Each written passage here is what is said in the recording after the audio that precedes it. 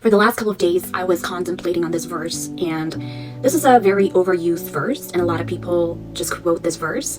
It's from Psalm 37, verse 4. It says, "Delight yourself in the Lord, and He will give you the desires of your heart." And I feel like for the longest time, people use this verse as a way to get what they want, because doesn't the Bible say that if I delight myself in Him, He will give me the desires of my heart? But then we need to ask ourselves, what does delighting in the Lord look like? A couple of days ago, I never thought about it before, but I asked the Lord, I said, "God, how do I delight in you?" And He said, "What does the word delight actually mean?" He asked me that. And I say to take pleasure in. At least that's what I feel what the word means, right? Delight means you take pleasure in. We're taking pleasure of that very thing we're delighting ourselves into. And so the reason why so many of us never end up getting the desires of our heart, it's because we're never truly delighting in Him. We're delighting ourselves in all the wrong things, in all the money, in the fame, in the influence, in the relationships. You see, the source of our delight will actually turn to be the source of our pain, of our insecurity, and of our misery. The reason why we don't get the desires of our heart, the reason why we're still filled with anxiety and boredom and misery, is because we're never truly delighting in Him. But many of us think that we do.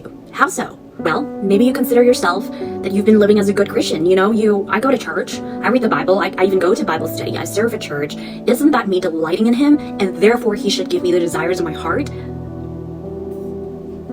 There's a difference between doing the right thing as a good Christian, which, these are all good things. Going to church every Sunday, praying, joining a life group weekly, serving, helping the poor, encouraging a friend.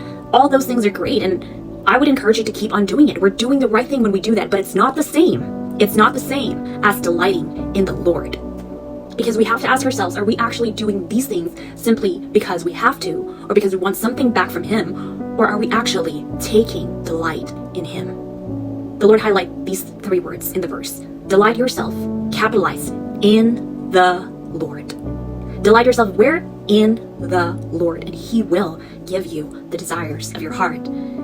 So the reason why so many of us are still empty is because we've been doing the right things. We've been doing the right things, like going to church and maybe serving and giving and doing Bible study. We're doing the right things, but we're not truly delighting in Him. We're doing the right things, but we're still delighting in relationships, in Netflix, in all the fun stuffs, the sinful stuffs, or even the good things like hobbies or families. But when we're delighting in them more than we are delighting in the Lord, when we're putting our hope and our security in all these things, then no wonder why our desires in our lives are never fulfilled.